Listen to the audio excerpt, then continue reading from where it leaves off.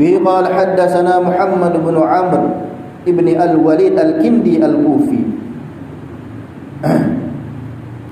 Al-Kindi salah satu tempat, suatu penempatan yang bernama Kindah, ada di kota Kufah, ya.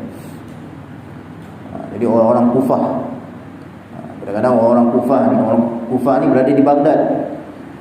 Kalau Baghdad, kota yang berada di daerah Iraq sekarang ni.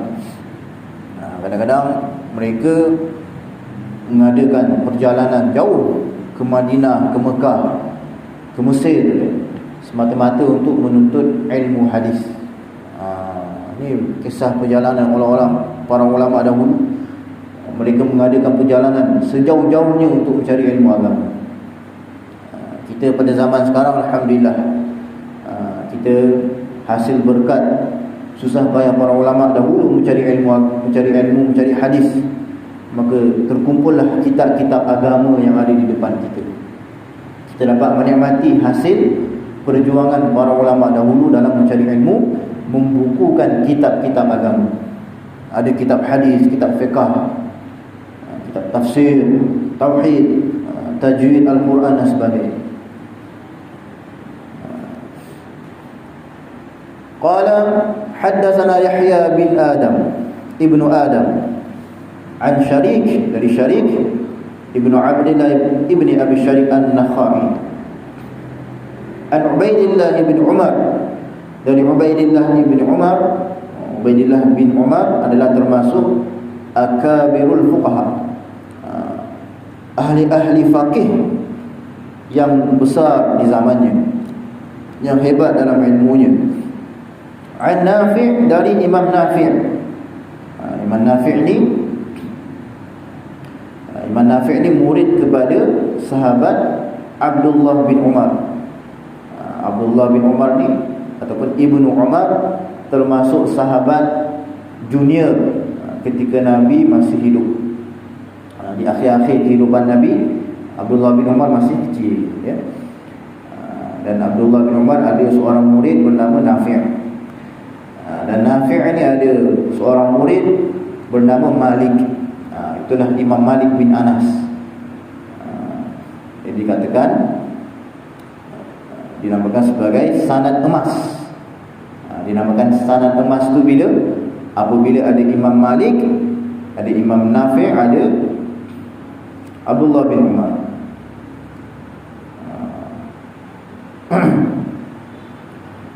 Qal innama kana syaibu Rasulullah sallallahu alaihi wasallam, hanyalah uban Rasulullah sallallahu alaihi wasallam itu nahwan min 20 sya'ratan bayda, ada sejumlah sekira-kira 20 helai uban, 20 helai uban. Dalam riwayat ini kita dapat lihat, diriwayatkan pula uban Nabi itu ada 20 helai.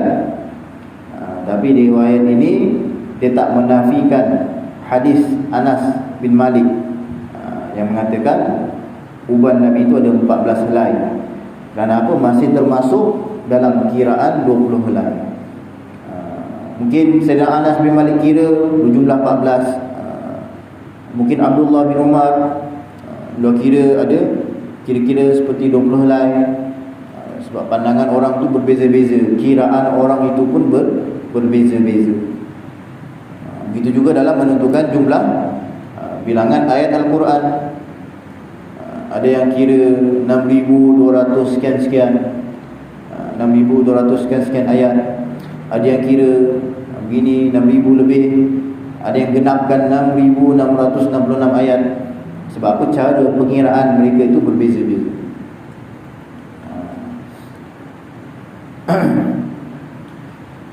Tapi hadis ini tetap tak menafikan akan adanya uban Rasulullah sallallahu alaihi wasallam. Bi qala haddatsana Abu Quraib Muhammad bin al-Ala,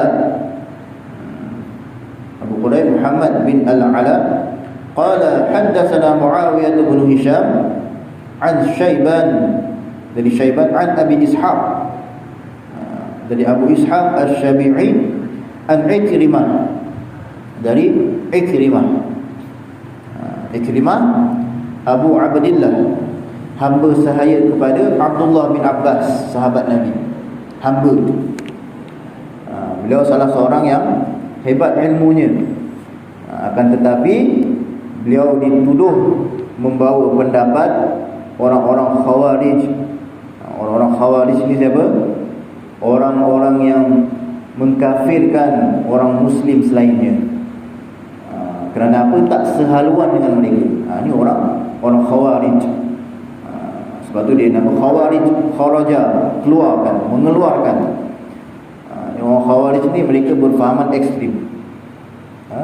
Mereka mengatakan orang-orang Islam yang tak sefahaman dengannya, yang tak sama sehaluan dengannya, maka mereka bukan orang Islam, mereka kafir. Ini bahaya fahaman Khawarij. Pada zaman sekarang pun ada juga yang agak mirip dengan fahaman Khawarij. Tak sama pendapat dengan mereka, dikafirkan, disyirikkan, dibid'ahkan, ya kan? Ini ada sedikit bibit-bibit kesamaan dengan fahaman Khawarij. Jadi Ikrimah membawa pendapat Khawarij yang mengkafirkan orang-orang yang melakukan dosa besar. Ini ekstrimnya orang Khawarij. Pelaku dosa besar dikafirkan. Jadi penzina, pencuri, apa lagi, orang-orang yang melakukan dosa besar, pembunuh dan sebagainya, mereka dikafirkan menurut orang-orang Khawarij. Pada suatu hari Ikrimah berdiri di depan pintu masjid. Dia berkata kepada jemaah masjid semuanya, tidak ada di dalam masjid ini kecuali orang kafir. Supaya macam itu sekali. Ini bahaya. Fahaman-fahaman takfiri. Dia akan mudah mengeluarkan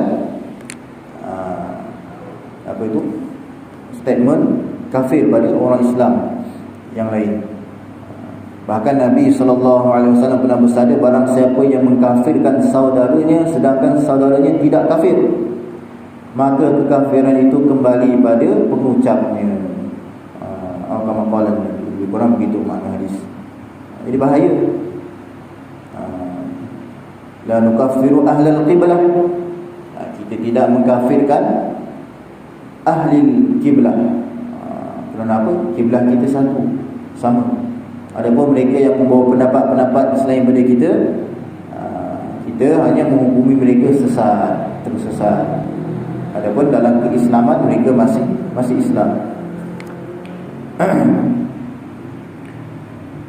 Bahkan imam-imam hadis Ibnu Ma'in, Ibnu Sirin katakan Ikrimah ni termasuk kadzab, pembohong. Suatu ketika Ikrimah meninggal dunia, dibawa jenazahnya ke masjid, maka tak ada seorang pun ahli keluarganya yang mencintainya. Allah. Inilah bahayanya fahaman-fahaman takfiri. Boleh memutuskan tali persaudaraan, tali silaturahim. Dan pada masa kematian Ikrimah ini juga ada kematian seorang penyair yang terkenal, Qusair Azzah, Qusair bin Abdul Rahman, seorang penyair, pada hari yang sama. Lalu orang-orang mereka menghadiri jenazah Qusair Azzah, penyair tadi, yang terkenal dengan kesalihannya dan sebagainya. Manakala jenazah Ikrimah, mereka tak pergi, mereka menjauhkan diri dari menyembahyangkan jenazah Ikrimah. Jadi beberapa orang je yang sembahyangkan jenazah Ikrimah, manakala Qusair Azzah, penyair terkenal tadi, disembahyangkan jenazahnya oleh ribuan umat Islam. Allah. Jadi bahaya fahaman-fahaman takfiri ni, kita kena jaga diri kita. Itu pentingnya kita saling menghormati orang lain, menganggap saudara Islam kita itu seperti saudara kita sendiri. Bahkan kita mencintai saudara Islam seperti mana kita mencintai diri kita sendiri. Ali bin Abbas, dari Ibnu Abbas radhiyallahu anhuma, Abdullah bin Abbas Abbas, bapa saudara kepada Nabi, ada nama Abdullah anaknya, ada anak yang bernama Abdullah, sepupu kepada Nabi. Abdullah bin Abbas berkata, qala Abu Bakar telah berkata, ya Rasulullah sallallahu alaihi wasallam, wahai Rasulullah sallallahu alaihi wasallam, qad shibta, sungguh kamu telah beruban, rambut kamu dah tumbuh uban wahai Rasulullah. Qala Rasulullah sallallahu alaihi wasallam bersabda, syayyabatni hudun wal waqi'ah wal mursalat wa amma yatasaalun wa idha asy-syamsu kuwirat. Nabi sallallahu alaihi wasallam bersabda, telah menjadikan rambut aku beruban surah Hud, surah Al-Waqi'ah, surah Al-Mursalat, surah An-Naba amma yatasaalun, surah Al-Kuwirat, surah Kuwirat, idza asy-syamsu kuwirat, surah Takwir, ya. Jadi ada 5 surah yang Nabi biasa baca, Nabi merenungi makna-maknanya sehingga menjadikan rambut Nabi itu beruban. Jadi kita hendaklah meyakini yang menjadikan uban pada rambut kita ini adalah Allah Subhanahu wa taala. Adapun surah-surah yang Nabi sebutkan tadi, ia adalah satu sebab sahaja boleh tumbuh uban pada rambut kita. Kerana apa? Di dalam surah Hud, Waqi'ah, Mursalat dan seterusnya terkandung di dalamnya keadaan-keadaan orang-orang yang bahagia, orang-orang yang celaka, keadaan-keadaan hari kiamat, yang menjadikan hati kita ini menjadi berat memikirkannya. Itulah Nabi sallallahu alaihi wasallam, ya. Nabi kalau fikirkan tentang akhirat, tentang orang-orang umatnya, tentang orang bahagia, orang-orang yang tidak bahagia, hati Nabi akan sedih, ya. Bahkan dalam satu hadis Nabi sallallahu alaihi wasallam pernah bersabda, jika kamu tahu apa yang aku tahu, kamu akan mengurangkan ketawa dan banyak menangis. Ya. Satu ketika Nabi jalan, Nabi menjumpai suatu kelompok sahabat-sahabat berkumpul, saling gelak ketawa. Mereka ketawa di depan Nabi. Itu Nabi tegur, kalau kamu tahu apa yang aku tahu, niscaya kamu akan kurang ketawa dan banyak menangis. Sebab memikirkan tentang ahwal hari akhirat, syurga neraka, kehidupan kita setelah mati ni, kita semua akan mati tak lama lagi ni. Apa yang kita bawa jumpa Allah SWT? Kita dah bersiap ke nak jumpa Allah SWT dengan amal kebaikan kita lakukan? Adakah cukup bekalan hari ini yang kita bawa untuk jumpa Allah? Itu Nabi beritahu. Kalau kita ni selalu fikir tentang mati, fikir tentang hari akhirat, niscaya kita akan kurang ketawa dan banyak menangis. Orang-orang yang selalu menangis, banyak menangis, hatinya akan lembut, akan mudah terima kebenaran, mudah terima kebaikan. Sebaliknya orang-orang yang selalu ketawa, banyak ketawa, hatinya akan jadi keras sehingga susah untuk terima kebaikan. Jadi orang yang banyak ketawa ni biasa kita tengok orang yang nakal. Orang yang nakal, ya, selalu ketawa, buat lawak, buat benda yang melucukan, bahkan sehingga mengumpat, mengejek saudara dia, dibuat bahan ketawa. Itu yang bahaya, itu yang berdosa. Kerana ketawa itu mengeraskan hati, ya. Nabi SAW menjadi kebiasaan Nabi selalu merenungkan ayat-ayat Al-Quran, apalagi ayat-ayat yang ada dalam surah Hud, ya, surah Al-Waqi'ah. Bahkan Nabi SAW pernah bersabda, ada satu ayat di dalam surah Hud, iaitu fastaqim kama umirta, fastaqim kama umirta, Maknanya istiqamahlah, tetaplah kamu pada jalan yang benar sebagaimana kamu diperintahkan. Ini dalam ayat ini pun Nabi selalu fikir bagaimana nak boleh istiqamah dalam beramal. Hari ini kita buat amal tak istiqamah. Kadang-kadang tahajud, kadang-kadang tak tahajud, kadang-kadang duha, kadang-kadang tak duha, kadang-kadang baca Quran, kadang-kadang zikir, kadang-kadang lalai daripada menyati Allah SWT. Ini kehidupan kita hari ini tak istiqamah. Sebab apa? Istiqamah ni sangat-sangat berat. Sebab tu Nabi beritahu amalan yang afdal, yang terbaik itu adalah amalan yang istiqamah walaupun sedikit. Amalan yang